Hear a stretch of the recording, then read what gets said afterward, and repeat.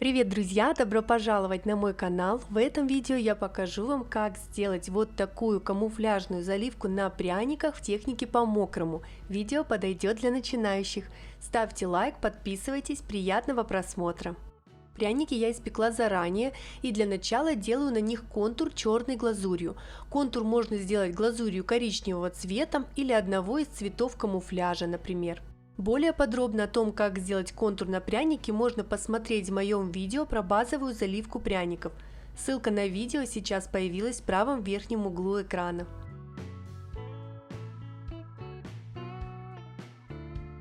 Для создания камуфляжа я использовала айсинг в консистенции 10 секунд следующих цветов. Зеленый из предыдущего видео с Мишкой, серо-зеленый и серо-синий из видео с мальчиком-танкистом, светло-серый, здесь я добавила в айсинг немного коричневого и немного черного. С черным переборщила, и цвет получился сероватый, хотя я хотела получить грязно-бежевый цвет, но не стала добавлять больше красителей, чтобы не сделать цвет темным. Рекомендую все же использовать бежевый оттенок. И последний цвет — это темно-коричневый. Далее глазурью одного из цветов заливаю пряник, но не по всей площади, а в произвольном порядке, оставляя пустые места, которые также буду частично заливать всеми остальными цветами айсинга. Это заливка по-мокрому, поэтому не нужно ждать, пока предыдущий цвет подсохнет, а продолжаем сразу заливку следующим цветом. Глазурь в консистенции 10 секунд, она жидкая и поэтому быстро сливается между собой, формируя ровную гладкую заливку на прянике. Можно сделать глазурь немного жиже. Слишком много глазури на пряник лить не нужно, чтобы она вдруг не вытекла за пределы контура. Обычно для камуфляжа используют 4 цвета, но этот пряник я заливаю всеми 5 имеющимися цветами, и это его совсем не портит. Узор камуфляжа я формирую совершенно произвольно, но вы можете посмотреть в интернете фотографии камуфляжей и цветовых гамм и сделать пряник, опираясь на них. Я же использовала те цвета, которыми делала пряники из предыдущих моих видео. Например, эта звезда по цветовой гамме подходит к моему прянику из предыдущего видео, к Мишке-танкисту.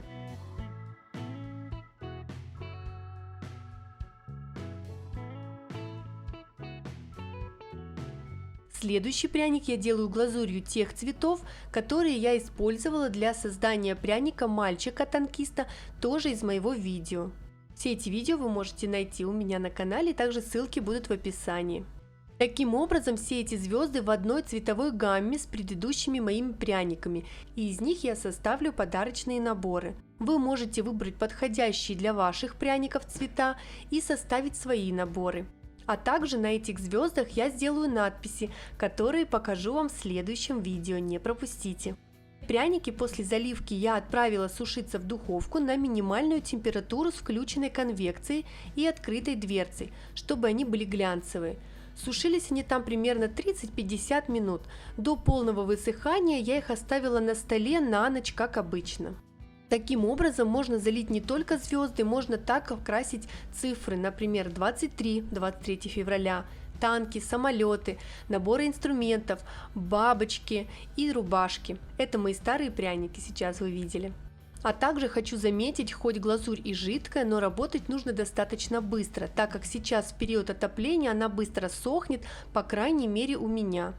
В общем, пробуйте, заливайте пряники и делитесь со мной результатами.